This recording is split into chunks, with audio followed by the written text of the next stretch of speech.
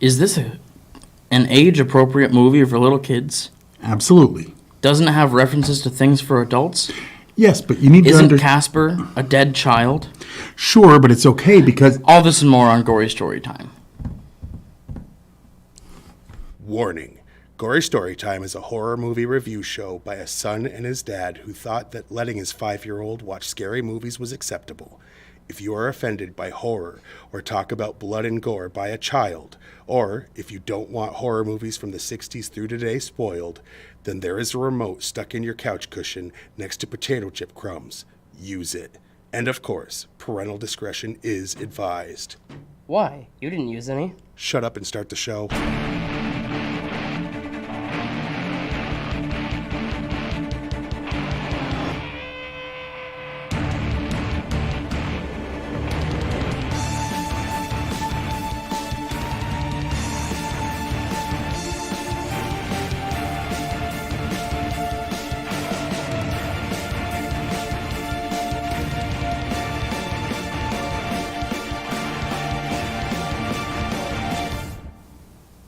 Welcome to Gory Storytime. I'm your host, Jason. I'm his co-host and his father, Craig, and this week we're going to review the children's movie Casper, based on the comics and old cartoons of the same name, Casper the Friendly Ghost, indeed. or whatever. This is, what was the premise? Basically, there's a house, gets bought, it's haunted by Casper and his 3 uncles. Yeah. Okay. And the owners find out that there might be treasure in it, so they intend on removing the ghosts, and they don't want to go. So they send in a therapist to try to convince them to leave on their own. Ghost therapist. A ghost therapist. What was his name? Bill Pullman. Pullman plays the... Plays Dr. Ghostman or whatever. No, it's Harvey. Oh, Harvey. Dr. Harvey Ghostman? No, Dr. Harvey. And his daughter is played by Christina Ricci, and they meet the ghosts, and hilarity ensues. That's basically the premise. Or horror, depending on whether or not you're scared of ghosts. I mean, yeah. Anyway, that's about the premise as far as I can think. Yeah, you're right. The premise is that there's a house with ghosts in it, and we follow one of the ghosts.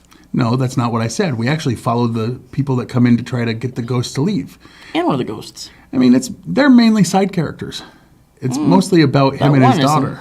I mean, sure.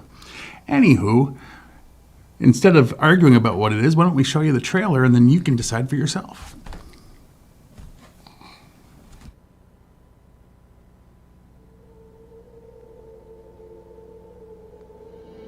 For 100 years, he has wandered the halls of Whipstaff Manor.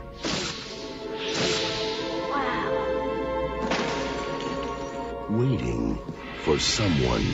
There's a girl on my bed. Yes. Hi. Casper. Can you go invisible? That one's easy. Now, life at Whipstaff Manor Can I keep you? will never be the same. Cool. Ghosts can't hurt you. Yes, bone bag! Don't come near me, you spiteful spook. We share haunting stories, we throw parties. The parties are always pretty dead, though. I feel like Oprah on hiatus. What the hell do you think you're doing? We have company. Well, company loves misery. Boom, take a drink. Get a grade. Dad. Oh, one and one for all. Catch your pants before they fall. You guys are disgusting, obnoxious creeps. Thank you. Universal Pictures and Amblin Entertainment Are we scary or what? invite you on a wild, wondrous ride Hurry up, come on. to the other side.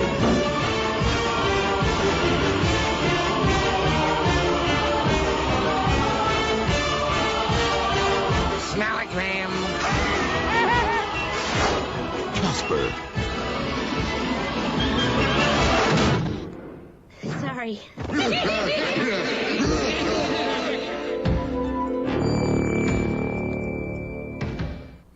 Well, all All right. So according to that, you can own Casper on DVD. I do.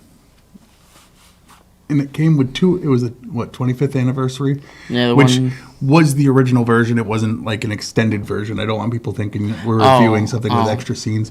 It did come with 2 bonus movies. Yeah, a prequel and a sequel. Yep. And then some of the old animation cartoons. The theatrical cartoons, yeah. Now that we've set people up to think that we're reviewing movies because we love scary movies and Halloween movies and the like, now it's time for me to shoot that theory full of holes and let them know that that's not why we're here. You want to know the truth? Yes. What's the truth? The truth you is can't that... handle the truth. Oh. Give it a shot. I don't know. Maybe not. Maybe I can't handle the truth. Maybe you're right. Maybe they can't handle the truth. The truth is, we're here to make money. And how do we do that? By pimping ourselves and promoting actual things that really exist. You can actually purchase. That's what I was going to say. And how do we do that? Well, we tell them, we put it out there in the ether, hey, we're going to need commercial sponsors. And every week we get 2, exactly 2. And it's never the same ones as before. Because we did such a good job that they never needed advertising again. Yes, that's what it is.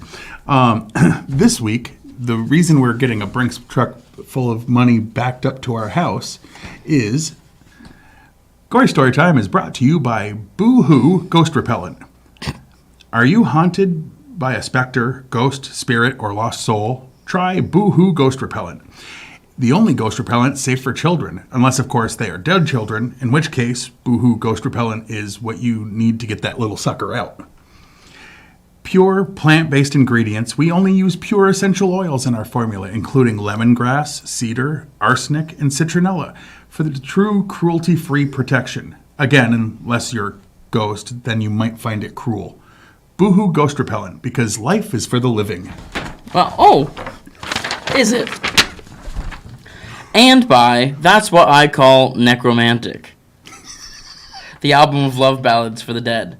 There are hundreds and even thousands of love songs for the living, but what about those who found a partner after they're gone? That's What I Call Necromantic is perfect for that pure kind of love, with hits like I Want That Grave. I Want In That Grave. I Want In That Grave. When You Are 604. Never Gonna Dig You Up, and the classic When a Man Loves a Zombie. So order today and receive your copy of That's What I Call Necromantic today.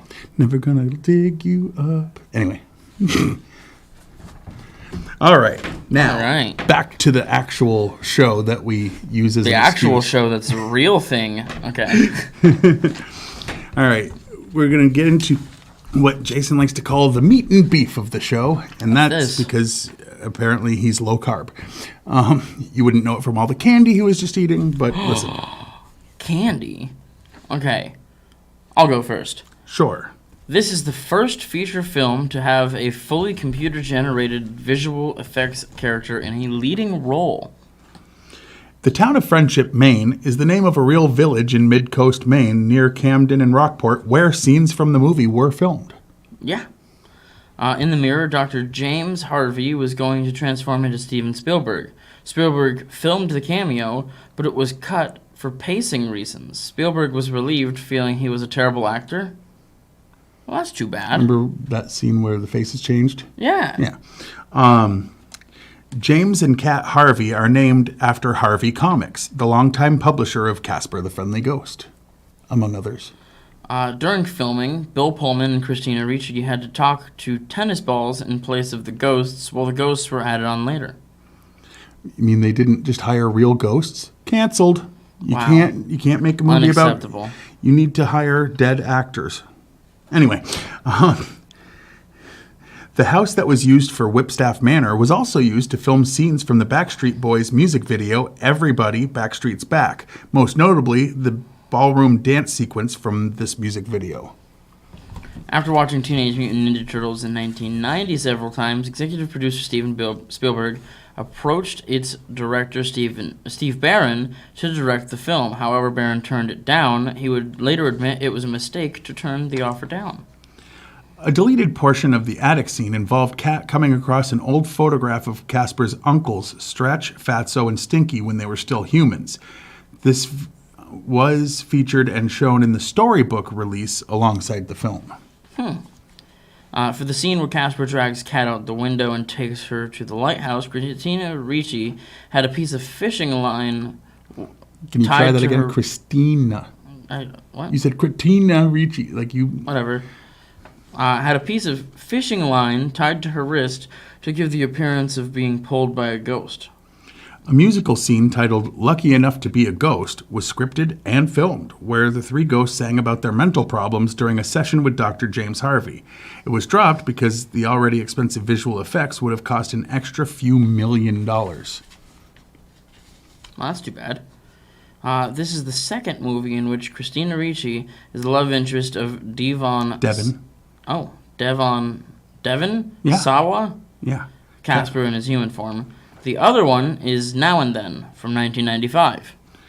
The breakfast scene was the first scene animated, which is why Casper and the ghostly trio appear more solid compared to the rest of the movie. In addition, the pancakes Casper serves the Harveys are completely animated and not actually there on set. The pancakes were fake? Yeah. They were pan-fakes. Wow. They were non-cakes. J.J. Abrams did an uncredited rewrite of the screenplay. Items from the set were placed on display for many years at Universal Studios in Orlando, Florida. A live-action sequel was proposed, and a preliminary script was drafted when production wrapped. Unfortunately, Christina Ricci and Bill Pullman were attached to other projects and would not be available for more than a year. The producers decided to produce a cartoon series instead with The Spooktacular New Adventures of Casper in 96. Dr. James Harvey's possession scene by the three ghost uncles that had three cameos, Clint Eastwood, Rodney Dangerfield, and Mel Gibson, were supposed to match the personalities of each uncle when they were alive. Oh. A scene was filmed with Zelda Rubinstein shooting out of the chimney and shouting, "Go toward the light," reprising her role from Poltergeist, but it was cut. The short lady that was like, "Carol Ann, go towards the..." They actually filmed it. I kind of want to see that. In an early scene, Casper suggests eating under the harvest moon in an effort to keep his uncles from discovering the Harveys had moved into the house. Assuming the film's events occur the same year as its release, this means the Harveys' first night at Whipstaff would be Sunday, October 8th, 1995, while Kat's first day of school and subsequent trip to the lighthouse with Casper happen on Monday, October 9th. Devon Sawa said in a 2016 interview that people ask him all the time if he ever uses Casper's line, "Can I keep you?" as a pickup line. He replied, "I haven't said those words since I shot Casper. Never, never. I'm very shy about stuff like that, so I don't think I could have ever mustered up the courage to use that as a pickup line. But I get it at least once a day, at least, especially on Twitter, or someone will tweet me the video like I haven't seen it. It's cute." When Dr. James Harvey visits his daughter Kat's chosen room when they first arrived at Whipstaff Manor, he leaves and suddenly trips on the small stairs. This was not part of the script. Bill Pullman did actually trip, but kept his composure professionally, and they kept it in the movie. Now, the next part we do is we like to give the rating from Rotten Tomatoes. Indeed. And I know I go over this every week for the people who watch the show weekly. There's a few that I know, but for those who don't know, Rotten Tomatoes does not actually rate movies. What they do is they get a bunch of the critics' consensus and they look, and if they give them a positive review, they put a check in that column. Negative review, they put a check in that column. And then they just tell you the percentage that said it was positive. That's it. I hate when people say, "Oh, I'm not a fan of Rotten Tomatoes. They said my movie was that I liked so much as a kid was only this." It's like, well, they didn't say it. No. That's the average over all the critics. And then they also have the people vote on the website, and they get their own score. So what do the critics say about Casper? The critics gave this 51% positive reviews. And the people have it at 49%. And if you add those together, that's 100%. We're done here. Yeah, all right. So now, we'll get into what we thought of it in a minute, because we haven't really said so much. I don't think we have. You're right. No, like we We kind of usually gave it slip away up. with the first two in this series of 4, but this one we haven't. So let's try to like surprise people with, did we like it? Did we hate it? Actually, if I hated it, it would have been more vocal already. Right. Your hatred for it. Yeah. Like I when you hate a can't. movie, you're like, yeah. So let's tell them how we felt about this piece of garbage. And it's like, well, hold up. Let it I get happen more to than enjoy 10 garbage. episodes. Let it get more than 10 seconds into the episode, all right? Yeah, basically. So that's a little hint, I guess. What would you say your least favorite scene was? Probably when, I don't remember her name, the bad woman. Okay, okay. Okay, she dies, right, on purpose to Right. turn herself into a ghost. Right. And like I thought, Under the impression she could do something to undo that. right, to get the treasure, whatever. Yeah. So Casper and his 3 uncles, I thought looked very good as ghosts. I liked the way that they looked. Okay. I did not like when they started making real people's faces Right. And in that's 1995 CG. right. They definitely tried to have her face, And that was there was another character huge who I'm not mistake. going to spoil that they also Both of tried which to do, and it was were like big mistakes in my opinion. Okay. Very bad. especially when Casper doesn't look like Casper. The kid that Casper was. And either, I mean, if Clint Eastwood, Rodney Dangerfield, and Mel Gibson were supposed to be who they were, they don't Yeah, look they don't anything, look anything right. like it. So it's weird that they did that with the 2 other characters. yeah, It was and odd. It was I odd. didn't like that part. Nowadays, they could probably do it a lot better. But Oh, yeah. But why do it with just those characters and not the others? It really doesn't make sense. Right. All right.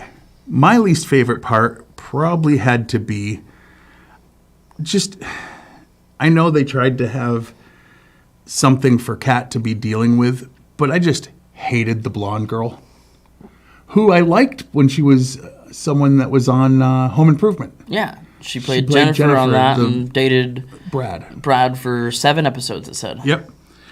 And I liked her on that.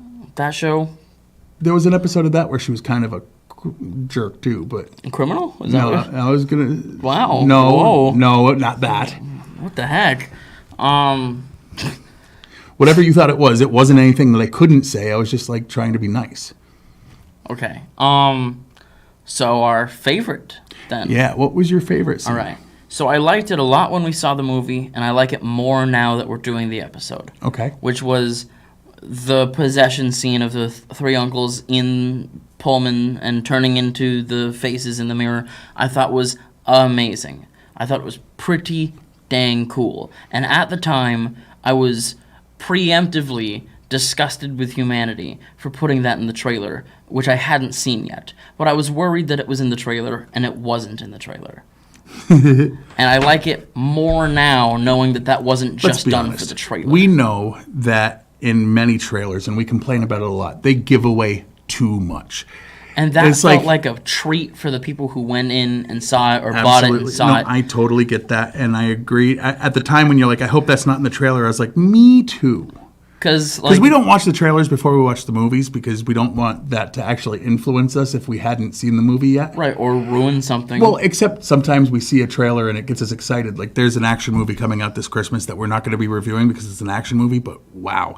But there's a horror movie coming out this Christmas too. The Mean Very One. similar. We'll have to probably do that. Yeah, and Blood and Honey. That's not a Christmas movie, so That's it's weird a that you horror bring it movie. up. But my favorite thing, boy, I mean, I think the whole dance scene where she sees Casper in As a human kid. form, and you just see the look in her eyes like, oh, you were cute. But here's the thing. That's also a disturbing part because it reminds everyone watching, oh yeah, Casper's a child that died. And he tells the story of his death, and it's not pleasant. No, it's actually like tear-jerking. He's like, did he like freeze to death or something? Or like he died like alone? Like Yeah, he did. I don't It remember was exactly what awful. it was, but it was horrible. like, and you're going, huh? Oh yeah. In order to have a kid ghost, you need a kid to die, and that's kind of bad. Yeah, very sad. I mean, right? But that scene, like, spoiler, but like as they're dancing, he starts to lift her off the ground and they float. And nobody freaks out at that. I mean, everybody stops and stares. Right. But then when he turns back into the ghost at 10 o'clock, like they made a reference to Cinderella at midnight. And he's like, hey, Cinderella got midnight. It's like, yeah, well, you're 8. 12. Or whatever. Too young was the theory. But like, they didn't scream when people levitated off the floor. But then when they see a ghost, they're like, ah! And it's like, well, wait a And then minute. everybody runs out. Anyway. Very nice. And there was some good cameos. Some that were cut out, as we heard. Dan Aykroyd was pretty cool. Some that weren't, that we also discussed. Yep. That's what I said. But, all right. If you want to repeat me. I said that we already learned, and I pointed at the sheet of facts, and then you're like, some that we've already discussed. I'm like, that's what I was saying. Well, gotta pad the runtime. Oy. So on a scale Yeah. from 1 to 10. You want to know what mine is first? I do. Boy. Now, again, we try to rate movies for what they are. So, like, if it's a B movie, we rate it because we like B movies, and we rate it on a scale of 1 to 10 for B movies. We don't compare it to, like, Forrest Gump or something, because that's not fair. And very much like our first movie in this set with the Munsters, it was going into it as what it was for the movie, not compared to the show. Right. And we are doing this compared to itself, not compared to the comics or shows. I mean, we definitely from compared prior. the Munsters to the show quite a bit. I did not. Well, I did because I had seen a lot of the show. Right. Well, that should change as soon as possible because that's a good show. But that's unrelated to this. Anywho, so for a kids movie for Halloween, normally this is a horror show, and these episodes aren't horror necessarily. There's some horror elements in some of them, but that's not what this... It's just family Halloween movies. So, with that context, I'm going to give it an 8. I think I'm going to do an 8.5. There's not a whole lot wrong with this.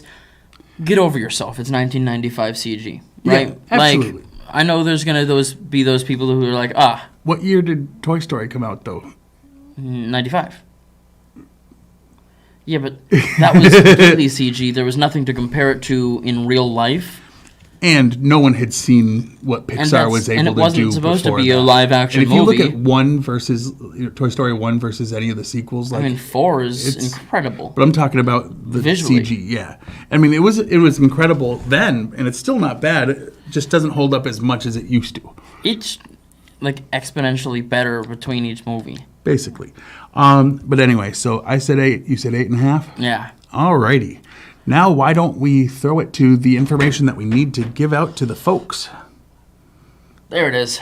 So, you can watch this show on Fact TV channel 1076, Thursdays at 8:30 p.m. and Fridays at 7 p.m. You can like us on Facebook. And when I say like us, I mean like Gory Storytime and like Fact TV because they live stream stuff. There's a bunch of shows that people come in and do here locally. It's not just a scrolling billboard like a lot of these channels are in a lot of towns. Like Brattleboro is a bigger town, and when I was a kid growing up, most of the time all that was on it was just like that boring pictures, ads, whatever. With like generic music in the background. There's actually a lot of people locally that come in and do stuff. I'm not saying they don't do it in other ones now, but like when I was growing up, it was devoid of entertainment. Yeah. Yeah. You can... Did you just do the Facebook? Yeah. You did. You can go to factdate.com and watch a bunch of the back episodes of this and other shows that we have done and others have done. As we were just discussing, there are a lot of other people that come and do shows here, so watch their stuff Absolutely. too. They're good. You can follow me on Twitter. I'm at Craig Jakes, all one word, all lowercase. I'm at Jiggly Firm Brain. I tweet things that he says that I find amusing, both in or out of context, usually out of context. As long as that's what makes it sound funnier. Yeah. And check out my YouTube page. It's Juggalo Jakes. We have a bunch of episodes of this, but if you type in Gory Storytime, you'll also come up with Fact TV's YouTube channel, and give them a like and subscribe too. Why not? Exactly. Smash that notification bell, as they say. Yeah, and share this with all of your somethings. Yeah. If you don't have friends, share it with family. If you don't have family, share it with friends. If you don't have anyone, share it with yourself. I don't know. If you don't have friends, we'll be your friends. Anyway. I won't, but it's okay. Until next time, I've been your host, Jason. I'm his co-host and father, Craig, and sweet dreams.